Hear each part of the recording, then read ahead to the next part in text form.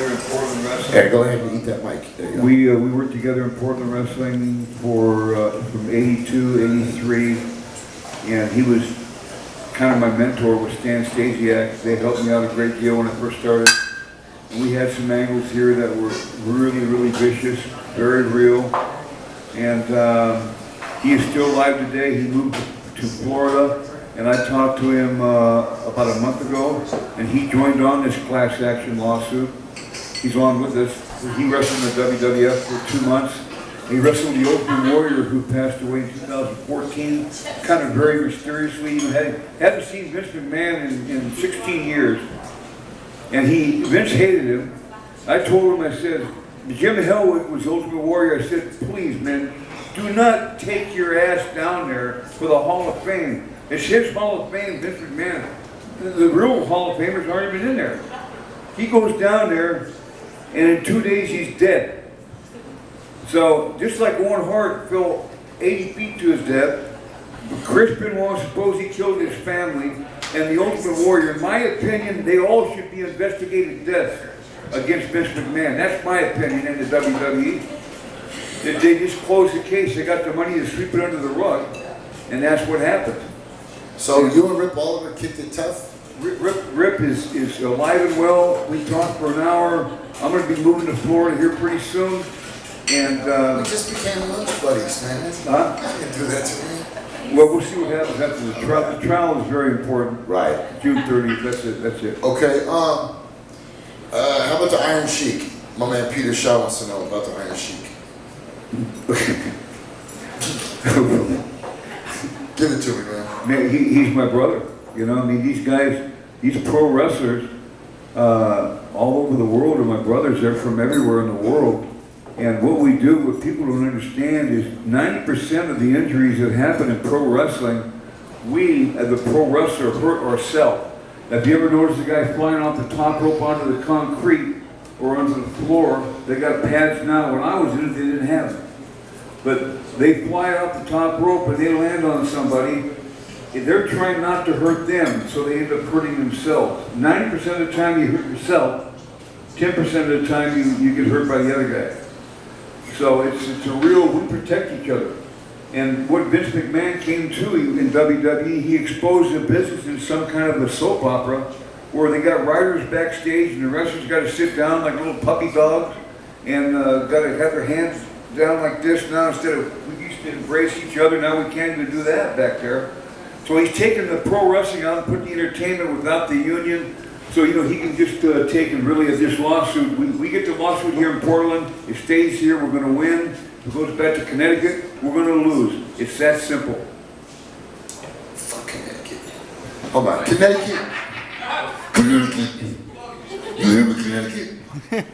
All right. My man Justin wants to know what happened to Hacksaw Jim Duggan. Hacksaw Jim Duggan? Yeah, terrible lumber accident. Hacksaw Jim is a great guy. Now, he played pro football in the NFL. Blackjack Mulligan, who's my best friend in the business, by the way, he's 6'8", 360. He almost died. It's a bad day tonight for me to come here. I was going to actually counsel. I was going to phone in to cancel, and I said, you know something? You know, my word has to be my bond, because a very close friend of mine, a pro wrestler, died today, was killed in a car wreck, named Buddy Landell. I don't know if you all knew him. The other Nature Boy, right? Nature Boy Buddy Landell in Knoxville, Tennessee, died today.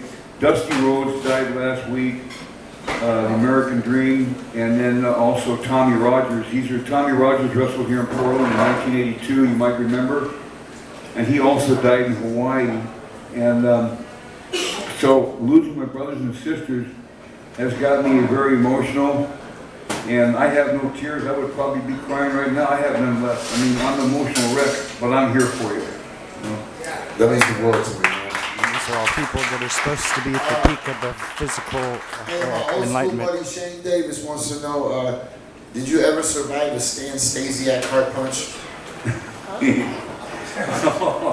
Hey man, Stan was the greatest guy. Without Stan, I probably wouldn't be in the business. Stan was such a good man. He's a former WWF heavyweight champion, and he went to Portland. He was 47, and he was getting ready to do announcing. for Portland Wrestling, and I came along, and so I helped him stay in the business longer, and he helped me in the business grow. And then his son, Sean Stacey, got in the business in the WWE, and I think he's coming on a suit too. We're working with him now. But Stan's Hard Punch, I'll tell you, was the greatest of all time. You remember Andre the Giant? You all remember him? Legitimately 7'6" and 590 pounds in his prime, you know. He got started bending over there towards the end because of his disease. But Stan, he had never went down in his Madison Square Garden. Stan took him back and held up his arm, and he hit Andre the Giant in the heart with that heart punch. Right. And everybody goes down when Stan hit him, but in the garden, 20,000 people, all Andre the Giant did was, and he kept going to him into the corner, and then he stopped, and the fans looked, and all of a sudden, Andre the Giant holds his heart like this, you know, and then he falls backward, and Stan jumps on him, the referee goes, 1, 2, and right about at 3, he throws Stan over the top, and is disqualified, and goes back to the dressing room holding his heart. And in our business, that's called putting the guy over like $1 million. And that's what Andre did. He died in, just before my blind father passed away in 1993.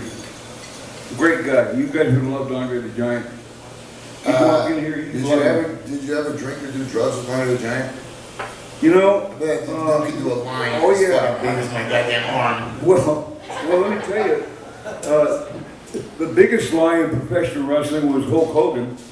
I mean, everybody thought that Hulk Hogan was the greatest thing since sliced bread, and I knew it wasn't the truth. And in '84, in 1984, I was actually, it's all the work. Everything you see, every belt that's put on Ric Flair, every belt that was put on me, Harley Race, Dory Funk, anybody who's got a belt put around him is put around it by the promoter. So the guy who takes a dive for you in the ring. Vince McMahon exposed our trade secret, so I'm telling it to you now. Every match is staged. Everything is real as far as you know, but we're staged, right? So the champ, you get in there with the ring with a guy and the promoter says, hey, do a job tonight, you're going to go down. Well, you can kick the guy's ass in 10 seconds, but you have to lay down. So he gets to these guys' heads, the ego, and Hogan and Flair and these guys, I never got along with them, but I loved them. And they did the more dope and alcohol than anybody did, and steroids. But they were the ones they pushed. Vince pushed them, and we went right along with it. We all made money. We were all drug addicts, including the Hulkster. And Randy Savage took him on one day. He chickened out. I'll say it right to the camera. This is what I wanted to say for Randy Savage today. There's this rumor going around. Hulk Hogan, you back down to me, and you back down to Randy Savage twice.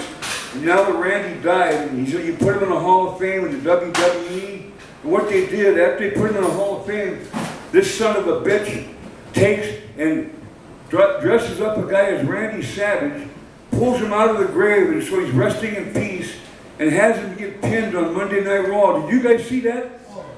Did anybody see that? You don't watch it? We're kind of busy on Monday nights. Okay, yeah, I guess that's where you guys are at. So, well, anyway, it's the highest rated show in the history of television, Monday Night Raw is. Okay, so we're trying to really 86 that because it's not really very good. But he dressed up a guy as Randy Savage and pinned him with a fake Hulk Hogan. And my contact in the back, they were laughing at it. A guy that was just buried and they put in the Hall of Fame. So, you know, he kissed my ass, man. There's Dynamite Kid in a wheelchair, Kamal in a wheelchair, Blackjack Mulligan in a wheelchair, Gypsy Joe in a wheelchair. I can tell you 10 guys in a wheelchair that are on SSI didn't get a dime. Does it sound like I'm pissed, bitching, complaining? No, this is me telling the truth. And I know I'm on tape and I know Vince is going to get back to this. So I got to be careful what I say. But,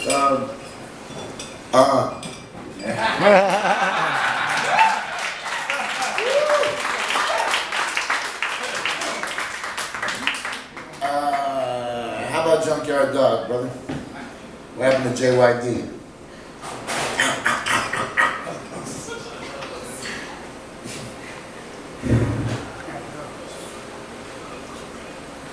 okay, JYD played for the New Orleans Saints, and and he got cut. He got into pro wrestling, and he was hurt. And same thing as me. Started with the pain pills. Pain pills progressed to cocaine. Cocaine addiction took over his career, and so Vince seen that he was a black wrestler, as you all know, and the addiction got so bad that Vince just cut him loose. Back then he didn't give a shit about treatment, anything. Crap, sorry. So he just cut guys loose. Kerry Von Erich was the first one in '93. He was so strung out on drugs.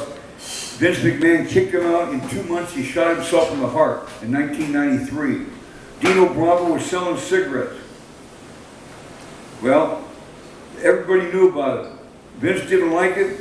Next thing you know, he got murdered in 1993. Hold on, selling cigarettes because he's from Canada? Yeah, you know how the taxes you go across the border?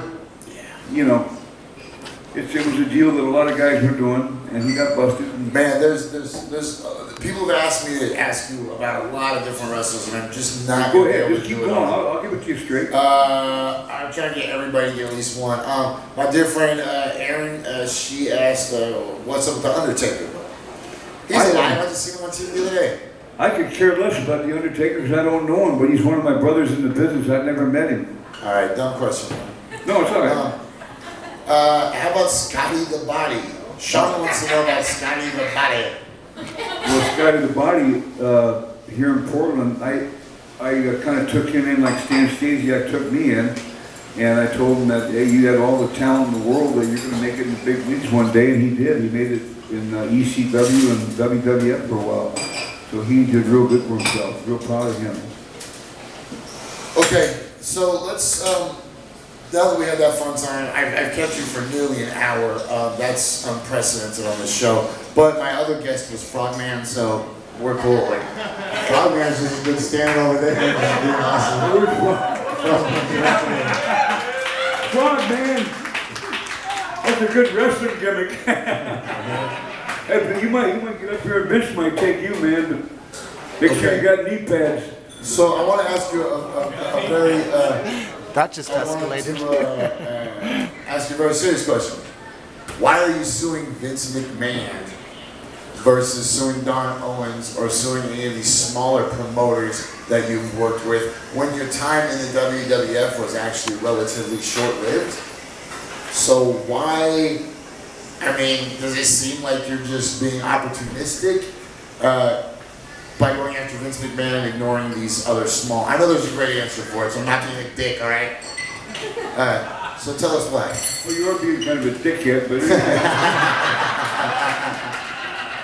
that's all right. Just keep it away.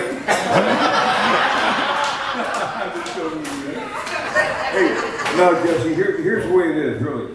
Everything was fine. There's an unwritten rule in professional wrestling to never go into the territory of anybody else. Well, Vince McMahon broke that rule. In '82, he bought out his father, WWF. When his father died in '84, he expanded and took out every territory there was. He took out Florida, he took out Texas, he took out Carolinas. He went to, Don Owens said, no one's ever going to take me out. So I tried to help him. I was so drugged out I couldn't help him, so I lost 800 grand. And then Vince come and took him out. And then Texas would take it out, world class. He took over the world. So this, we're talking about, to me, an Adolf Hitler took over professional wrestling. And that's it. That's as simple as that. So why would, there is no other league. This is it. There's, you got TNA and a few others. But where I got my addiction, I wrestled 320 nights a year in the WWF. Now add that up in your mind with no time out, and I had knee surgery, never missed a day. I had a fractured elbow, never missed a day. I had 4 broken fingers, I never missed a day.